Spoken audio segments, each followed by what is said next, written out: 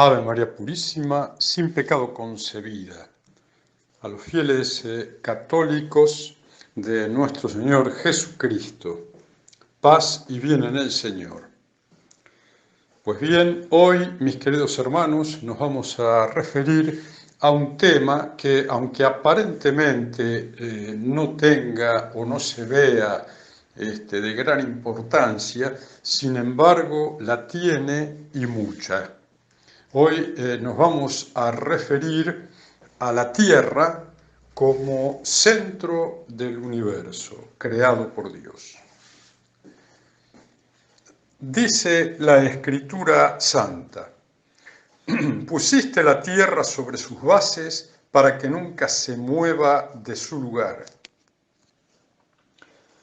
Sale el sol, se pone el sol, y afanoso vuelve a su punto de origen para de allí volver a salir. El día que el Señor les dio a los israelitas la victoria sobre los amorreos, Josué oró al Señor delante de todo el pueblo de Israel y dijo: que el sol se detenga sobre Gabaón y la luna sobre el valle de Ajalón. Entonces el sol se detuvo y la luna se quedó en su sitio hasta que la nación de Israel terminó de derrotar a sus enemigos. ¿Acaso no está registrado ese suceso en el libro de Jaser?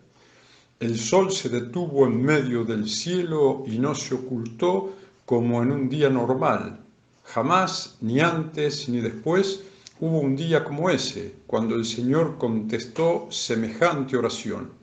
Sin duda ese día el Señor peleó por Israel. Dios extendió el norte, el firmamento, sobre el vacío y colgó la tierra sobre la nada. Haré retroceder 10 gradas la sombra del sol en el reloj solar de Acaz. Así que la sombra se movió 10 gradas hacia atrás en el reloj solar. Dios la afirmó a la tierra para que no se mueva jamás. El Señor afirmó la tierra para que no se mueva. Nace el sol por un extremo del cielo y avanza por su circuito hasta llegar al otro extremo, sin que nada escape de su calor. Pues bien, la Sagrada Escritura, mis queridos hermanos, es Verbum Dei, es decir, palabra de Dios, que tiene por autor principal al mismo Dios y por tanto tiene el sello de la inerrancia. ¿Por qué, pues, alguno podría interpretar no literalmente los textos aducidos?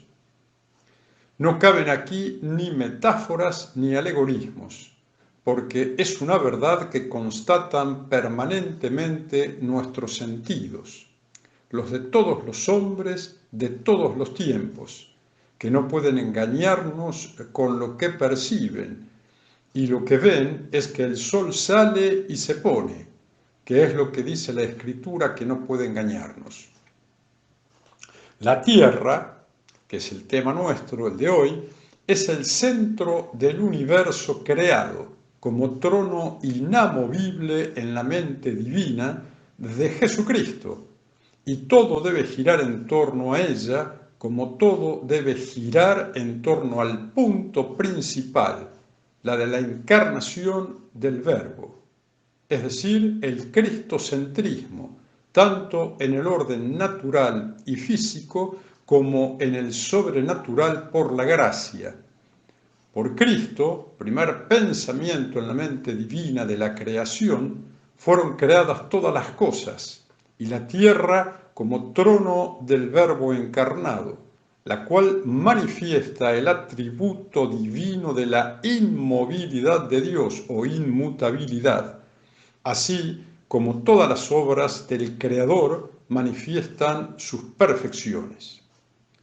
Convenía que todo girara, el universo entero y los ángeles y los hombres, en torno a la tierra, donde el Verbo se hizo hombre y donde debe reinar para siempre, pues su reino no tendrá fin, porque la tierra, aunque no es eterna, pues fue creada, sin embargo no será destruida, sino transformada, y con ella el universo entero, porque fue pensada para que el Hijo de Dios asentara sus pies sobre ella. Todo fue creado por Él y para Él, y nada ha sido hecho sin tener como principio, centro y fin del universo creado a Jesucristo, para que todas las criaturas en digno cortejo rindan pleitesía a su Señor, Dios y Rey.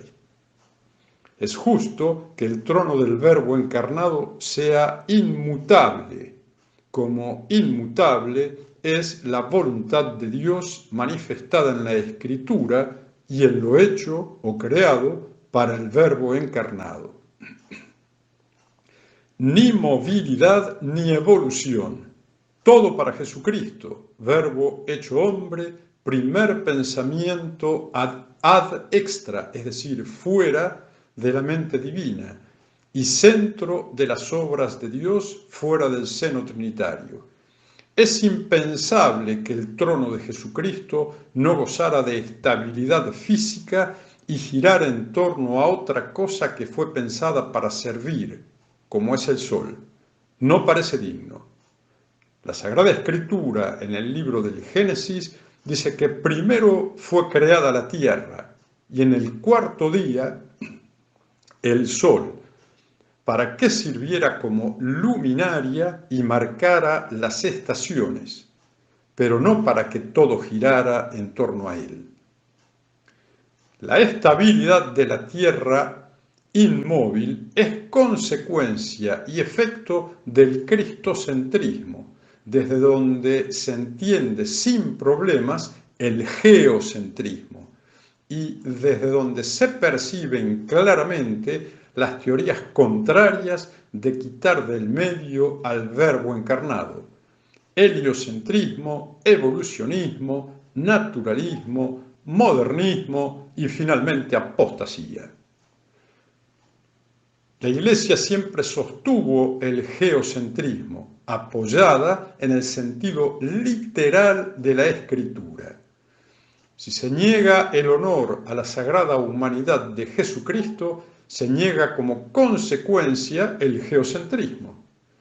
¿Cuál sería la razón para argumentar negando la centralización del universo en la Tierra, que no es planeta porque no es errante, si Dios la creó para que naciera su Hijo?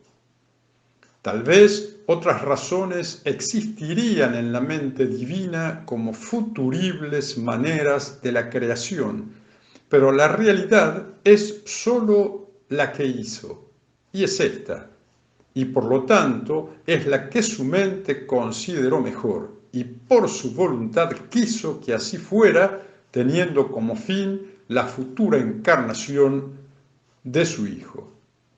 No parece conveniente que el trono de Dios hecho hombre no fuera el centro inmóvil del universo creado, sino simplemente una roca errante en el espacio, dando vueltas, girando alrededor del Sol, que es quien sería el centro del universo según el sistema heliocéntrico.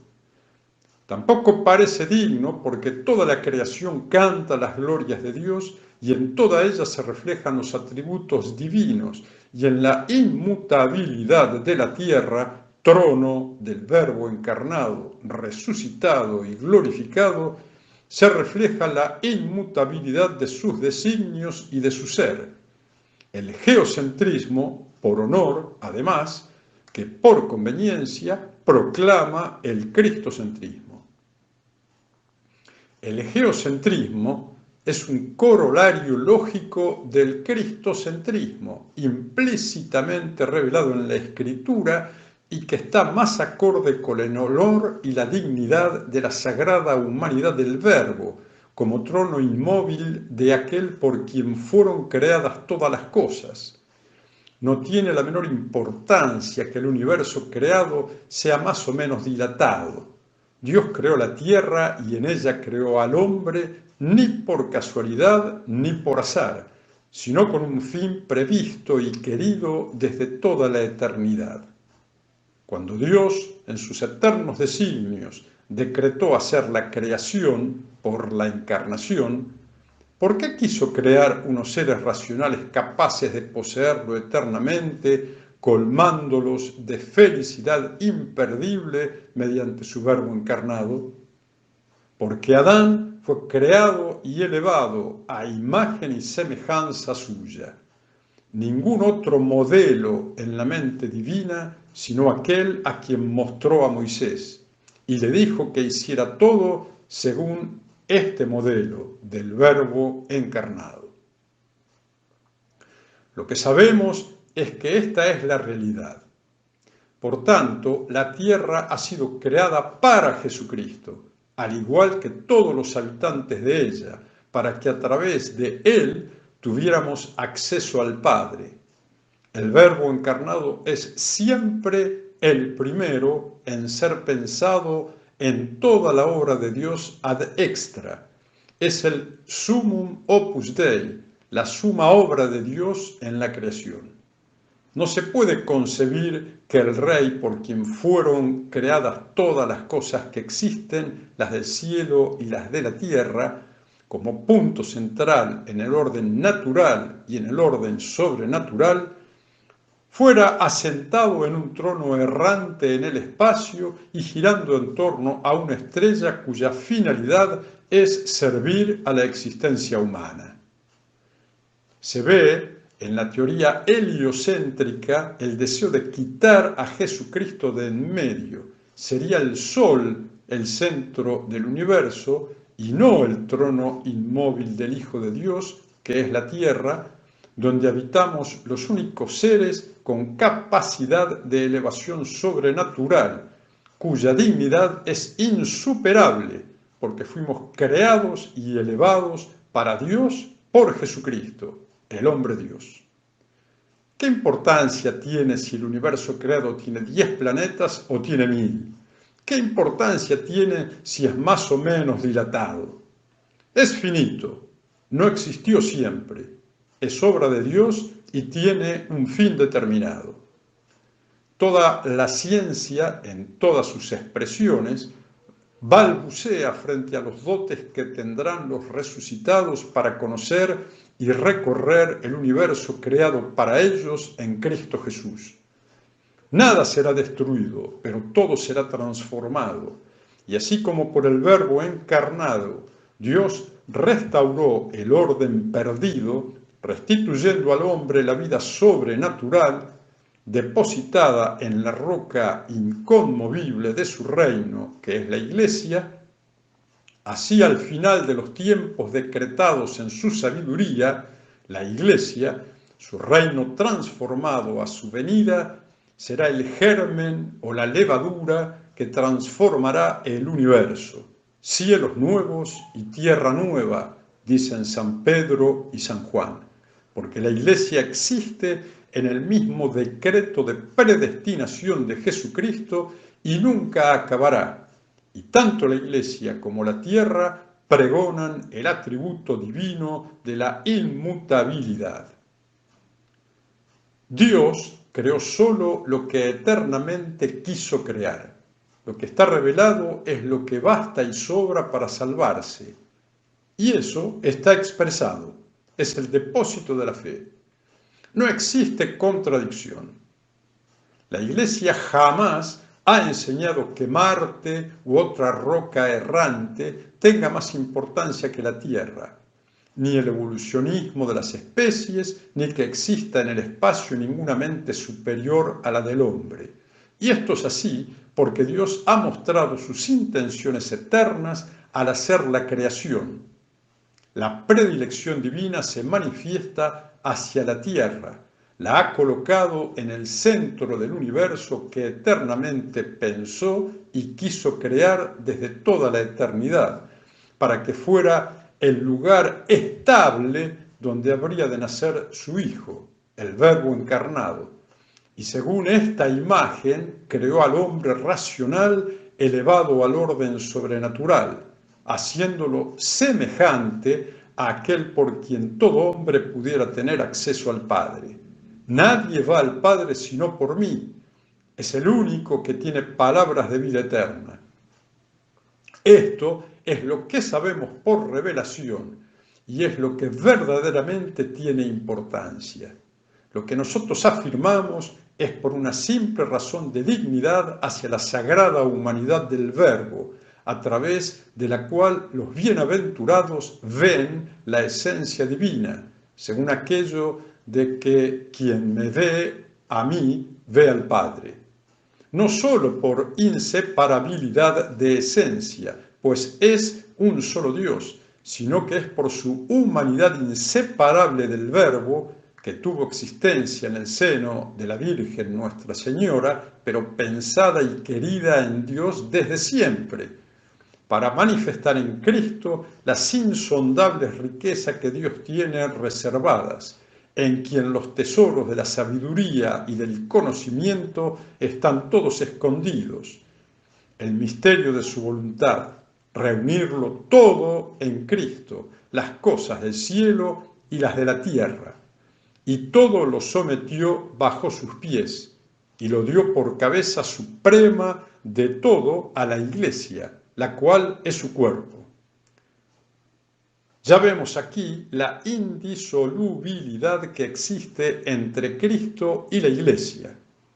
El deseo de la oración de Jesucristo, que todos sean uno, oh Padre, como tú estás en mí y yo en ti, es lo que crea en el tiempo lo eternamente pensado, la Iglesia. Cualquier tipo de vida racional que pudiera existir en cualquier parte del universo creado necesita como condición para ser uno con Cristo en Dios a la Iglesia visible. Para salvarse e ir al cielo se necesita el bautismo, depositado en la Iglesia, fuera de la cual nadie se salva. No se ve otra razón, ver para esto el Génesis, que los planetas, el Sol, la Luna y las estrellas no sean nada más que ornamentación bella y armónica del lugar que Dios quiso que fuera el reino de su Hijo, donde los hombres, únicas criaturas racionales en la tierra, así como los ángeles en el cielo, conocieran, amaran y sirvieran a Dios con el fin de gozar eternamente de Él. No parece digno absolutamente que el lugar preconcebido en la mente divina y creado para su Hijo, primera intención divina de la creación, fuera una roca errante y alocada, girando sin parar, cuando la misma Escritura dice todo lo contrario. El geocentrismo, no digo la tesis, sino la realidad, es consecuencia del cristocentrismo. Si Dios no hubiera pensado en Jesucristo, no hubiera hecho la creación del universo. Hay que tener en cuenta que la interpretación literal o alegórica del capítulo 20 del Apocalipsis cambia la visión de la redención. Por eso predicamos el cristocentrismo, lo cual significa que constituye este capítulo, junto con los últimos de la profecía, el punto a donde se dirige todo el dogma católico, y entender mal o bien esos capítulos, la parusía, el juicio universal, la transformación del cielo y de la tierra, la nueva Jerusalén que desciende de parte de Dios, a lo que ya Jesucristo hace alusión en el período de Filadelfia, que es el nuestro, como premio de pertenecer a ella a los vencedores de las bestias, los que permanezcan fieles. Es de suma importancia. Evidentemente, y hay que decirlo, no existe la expectativa de estas cosas de la misma manera que la tenían los primeros siglos de la Iglesia, y se ha ido enfriando al punto que un concilio debió ordenar que el Apocalipsis debe predicarse desde Pascua a Pentecostés con sentencia de excomunión. Y este es el cuarto concilio de Toledo del año 633. Desde que yo tengo uso de razón, no recuerdo que el sacerdote de la parroquia predicara el Apocalipsis. Y muchos, escuchado por mí mismo, decían que era ininteligible y que a uno lo podía volver loco. Así nomás. Entonces, al no haber el hábito de la lectura y de la meditación de la profecía sobre las cosas que han de suceder pronto, las cuales fueron selladas en tiempo de Daniel, se abren, sin embargo, para nosotros en San Juan. El Apocalipsis es la historia de la Iglesia, sobre todo vista desde el final, y se desarrolla en él la última semana de Daniel. Se comprende perfectamente que parezca ir contra el dogma lo que para los primeros tiempos era cosa común y de todos los días, la espera gozosa en gloria y majestad de Cristo Rey y la instauración de su reino. Como es notorio, la ausencia y la ignorancia de estas cuestiones nos han llevado a la suplantación oficial de la Iglesia Católica por la secta usurpadora instalada en el Vaticano, y la inmensa mayoría, casi todos, se han tragado la iniquidad como el agua, lo cual terminará en la aceptación mansa y tranquila de la marca de la bestia, rindiéndole culto de latría. Sacando a Jesucristo del medio, es decir, creer que el centro de la creación es el hombre y su reintegración en el plan divino a causa del pecado por el cual Dios tuvo que cambiar su plan A y mandar a su Hijo para que haga el plan B, es una locura impía que raya en la herejía, porque niega la inmutabilidad divina y constituye a Jesucristo y a su madre en un ser de pura ocasión. La historia de Satanás se resume diciendo que ha querido suplantar en la historia del hombre sobre la tierra a Jesucristo, el Hijo de Dios encarnado, Rey de Reyes y el único Señor. Siempre Jesucristo es principio, medio y fin de toda la creación de Dios. Predicar el Apocalipsis es predicar que Cristo es Rey y que para eso nació, y que hubiera nacido igual si Adán no hubiera pecado, porque toda la creación está orientada a Él y fue constituido Él en el centro. El Apocalipsis señala a Jesucristo como Rey inmortal, viniendo en su parusía a tomar posesión del reino preparado por su Padre desde toda la eternidad. ¿Alguno se preguntó alguna vez por qué la Iglesia manda a predicar el Apocalipsis justamente desde Pascua a Pentecostés? ¿Por qué no en otra fecha?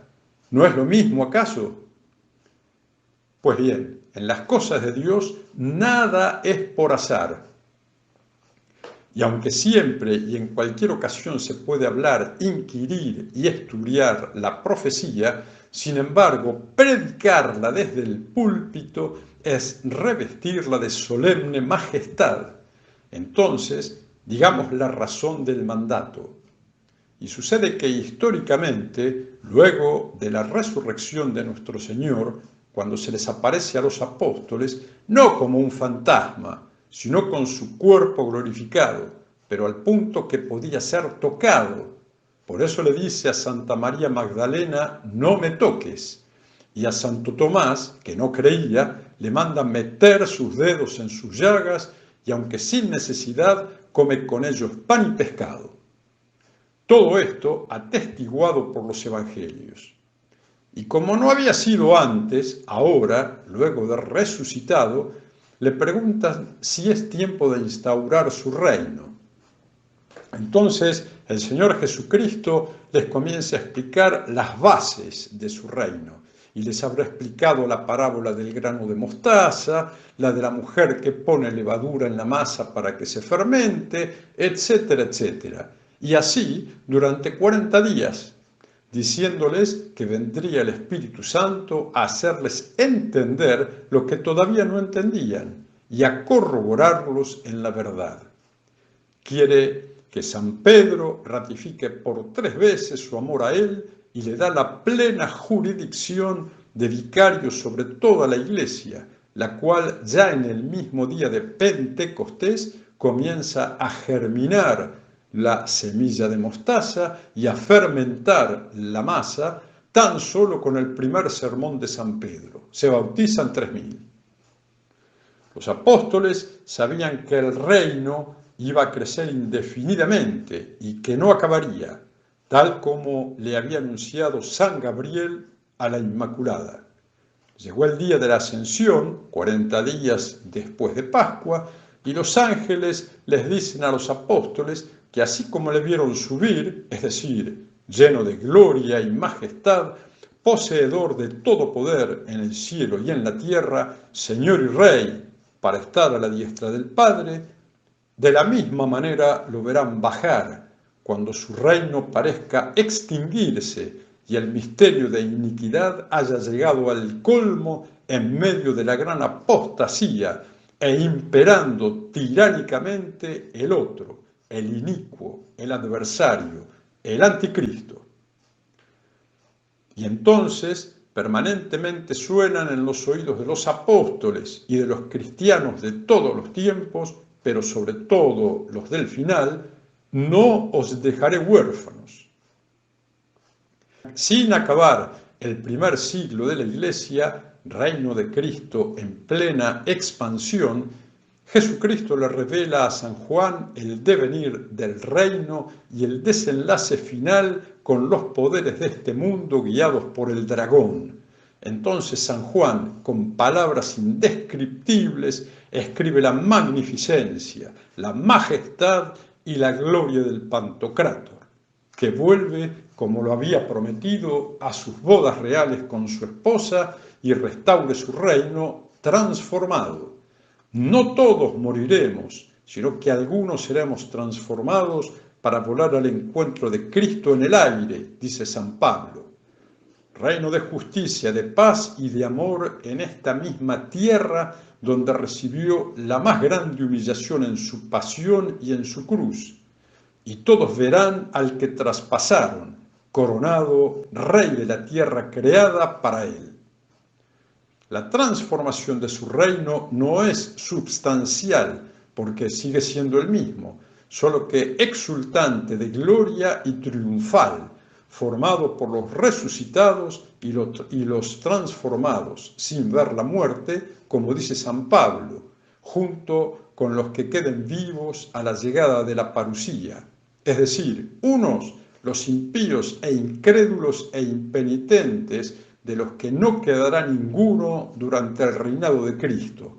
Otros, los que por debilidad y miedo, aunque no por perversidad, que serán los más abundantes. Hoy vemos las masas enteras, por ejemplo, de cristianos que han sucumbido a la apostasía y que hayan recibido la marca o adorado la imagen de la bestia, pero viendo su derrota se convertirán y harán penitencia. El antiguo pueblo y los gentiles, y ellos y sus descendientes constituirán la iglesia de los viadores, reino de Cristo, quienes solo tendrán que luchar contra su propia naturaleza, pues el diablo estará encadenado en el infierno y el mundo mundano quedó destruido, ni anticristo ni falso profeta. Y otro grupo de hombres también, los que conservaron su palabra y no negaron su nombre, quienes serán transformados y arrebatados al encuentro de Cristo. Y de estos, los viadores, los transformados y los resucitados formarán el reino temporal de Cristo, quien del mismo modo, habiendo antes acabado con el anticristo y el falso profeta, estará con la Iglesia como antes lo estuvo con los apóstoles luego de su resurrección. Esto creían los padres de la Iglesia. El credo de Nicea no se opone a esto, sino que lo incluye. Y acabado ese tiempo post-parusíaco, sigue el juicio final o definitivo y el comienzo de cielos y tierra nuevos, por la gran conflagración que habla San Pedro, y ahí comienza la eternidad. Con estas consideraciones, los primeros cristianos aumentaban su esperanza y ansiaban ver el glorioso día de Cristo Rey. Pues que así sea, mis queridos hermanos, con nosotros. Dios nos conceda esta gracia. Viva Cristo Rey, viva María Santísima. Benedicat vos, omnipotens Deus, Pater et Filius et Spiritus Sanctus. Geocentrismo, cristocentrismo y la Tierra como centro del universo. Por Monseñor Julio Aonzo de la Argentina, obispo de la Iglesia Católica Apostólica Romana Tradicional y sedevacantista, cuyo último papa fue Pío XII, coadjutores Juan Paulo Ramírez y Carlos Alberto Restrepo, de Medellín, Colombia. Si te gustó el video, te invitamos a suscribirte a nuestro canal para que sigas recibiendo la verdadera doctrina católica, apostólica, romana, tradicional y sedevacantista, cuyo último papa fue Pío XII. Gracias.